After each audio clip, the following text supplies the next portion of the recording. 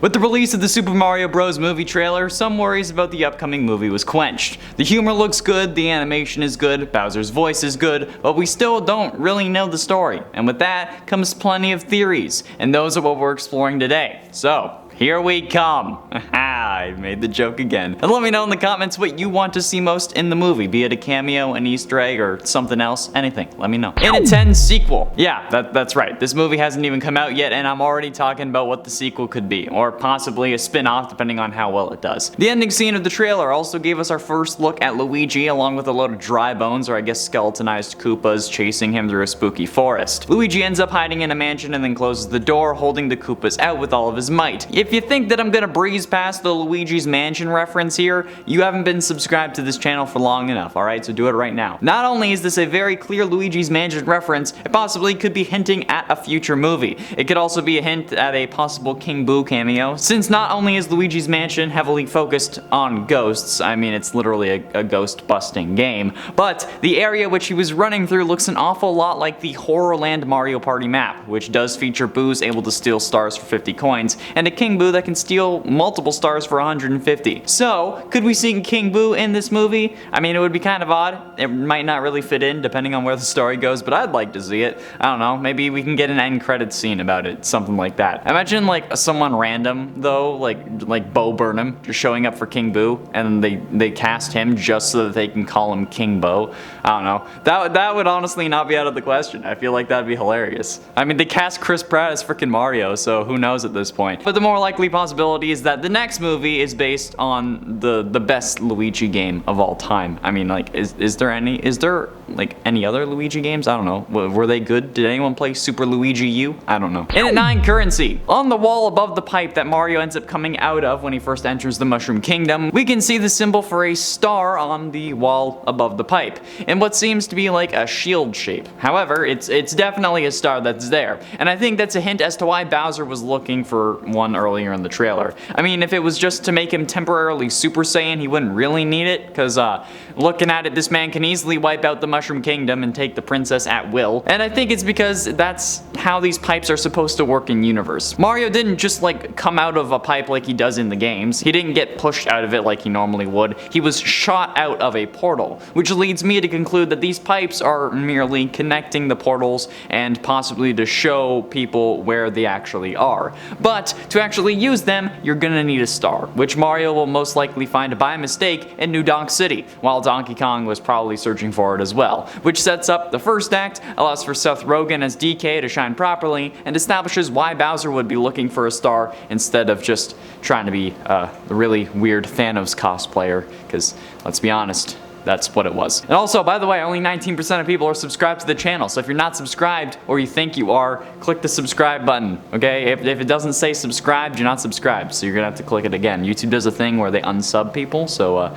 double check. In a musical, Matt Pat, at the end of his film theory on the topic, yes, film theory, not game theory, it is a movie after all, suggested that perhaps the Super Mario Bros. Movie is going to be a musical. Now this may seem kind of out of nowhere, and you know what part of it is. However, he brings up some pretty good points in the video. Everyone who has been cast, even seemingly minor roles, have some background in or ability to sing. Chris Pratt in the Lego Movie, Seth Rogen in Lion King, Anya Taylor-Joy in General, Jack Black, Keegan-Michael Key, everyone who has been cast has sung at least once on screen or professionally. Illumination also has a strong history of making musicals. Sing, Sing 2, The Grinch, Hop, The Lorax, and as Matt Pat said, The Lorax wasn't even originally a musical. And then all the other stuff that can come from there being music in the movie. Extra licenses that Nintendo can sell for any original tracks, the merch tie-ins with like a stuffed Bowser that starts singing "This Girl Is on Fire" when you squeeze it. Plus, it being even more of a kids movie would bring in younger crowds also, while also sucking up to adults with pure nostalgia and curiosity. So yeah, it's definitely possible. In at 7, Mario Party. Now, there's certainly an interesting possibility with this movie in it that it could just be a Mario Party movie. I mean, Bowser's collecting stars, the level he was flying around on seems very Mario Party style, with like a big mountain at the end where you would buy the star. And then the pipes having the star symbol above them, as if you had to pay with one to use it, it seems like stars are, again, a sort of currency. Which, if it is the case, definitely makes things leaning more more towards the Mario Party style of gameplay, especially when, like I just said, Luigi showing up in what is basically Horrorland from Mario Party Superstars originating in Mario Party 2 is kind of a hint. And not to mention the whole Boo's Haunted Mansion level from Mario Party 8. Could that be intentional? Possibly. Could it be that the same designers were working on all of the assets? More possible. Is it that all spooky houses and forests in this animation style look the same? Probably. But hey, who knows? And at 6, end credits. Ever since the rise of the MCU and their use of post-credit scenes, they've become almost expected at this point. Any new movie that has the possibility for an end credit scene, we wait for as long as it takes to see if there is one. Well, if you don't look it up beforehand at least. But with the Mario Party movie, we're expecting end credits as well, or at least I personally am, and I think most people are. And with the movie being animated, these credits can literally be anything. There are infinite possibilities. I have no idea what I can even list or how I could begin to describe what could happen. Any Nintendo property could be introduced, okay? Things that we thought were canceled could be revealed to still be in the works. Hell, they could just reference the original Mario Bros. Movie and make a joke that it's the same guys, but this time it's just better. Well, at least, hopefully it's better. I mean, we can't really know yet, but hopefully this is better, fingers crossed. And honestly, depending on what they are hoping to do, they can do anything with the end credits. They could have Mario appear in like a Nintendo theme park and then promote a new ride that they're making. They can have him appear in our world and then turn into an amiibo. They can do anything, and that's honestly kind of terrifying. Halfway through into number 5, final scene. After Toad mistakenly tells Mario that the blue mushroom is deadly and then corrects himself, this makes me think, if that one isn't deadly, which one is?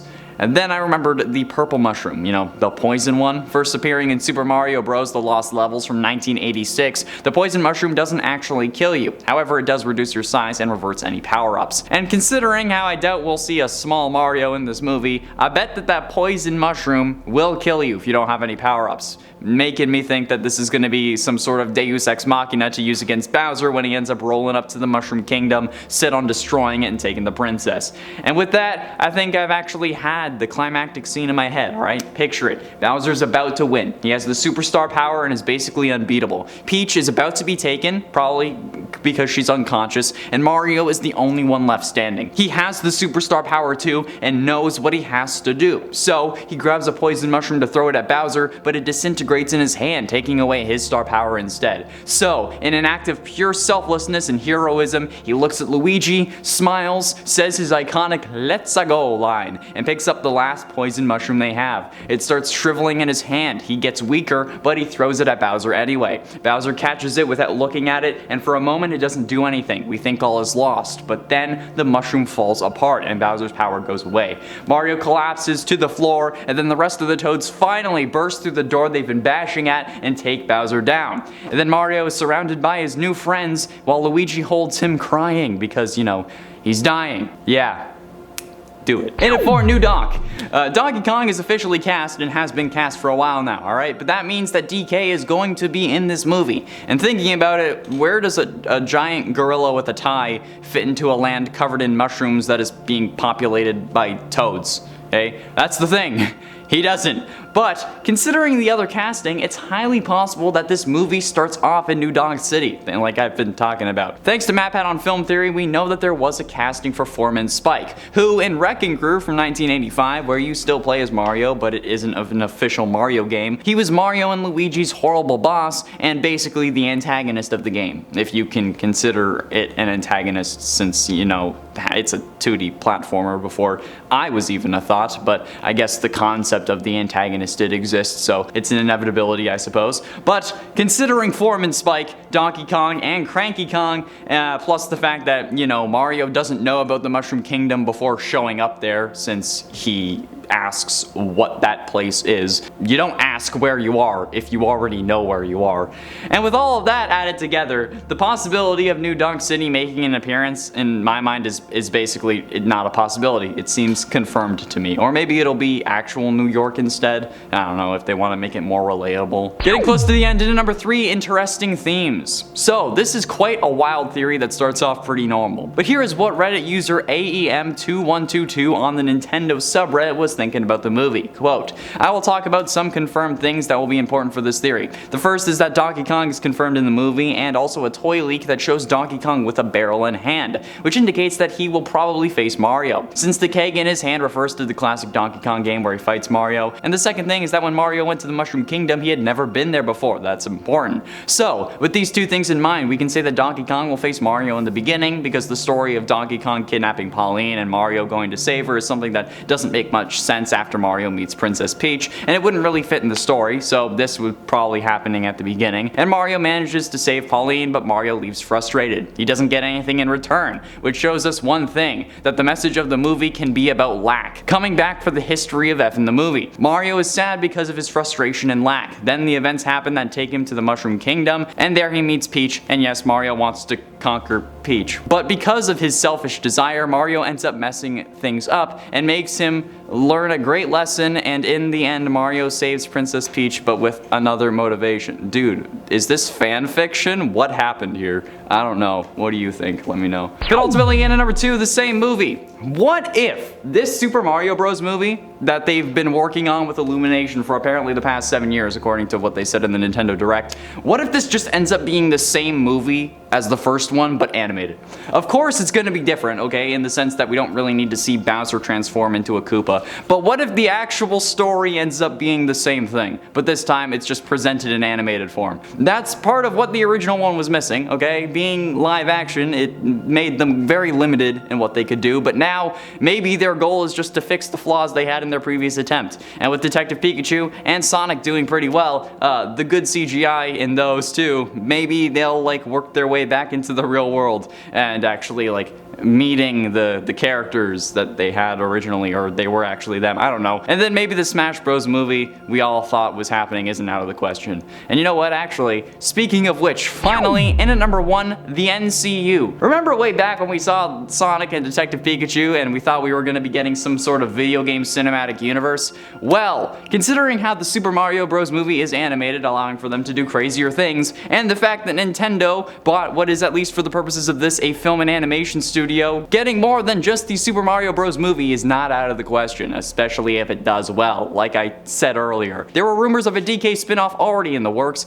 and with the amount of things that they can set up, the MCU actually happening, I think it might be, okay? After Endgame, a lot of people are criticizing the MCU for a lack of focus or purpose, so if Nintendo has the ability to set up a shared universe and can replace the MCU as like the main cinematic universe, they'll do it. It's Nintendo and money. Like, it could be a quick clip of Navi, it could be a Master Sword, it could like just be a green hat, for God's sakes. They pulled out their deal with Netflix to do a Zelda series, so maybe that's what they're setting up. It could be a Star Fox teaser, because they had that in the works too. This movie doesn't have to set up another Mario movie if they don't want it to, okay? The Smash Bros. Movie could be their Avengers. A Mario Party movie could be the Civil War replacement, because we all know how that ends. And they could even make a damn Squid Game parody, and we wouldn't care, okay? There's so much that they could do, it would be a dumb idea to miss the chance. That's all the time we have for today though, friends. Thank you all so much for watching. I'm Connor.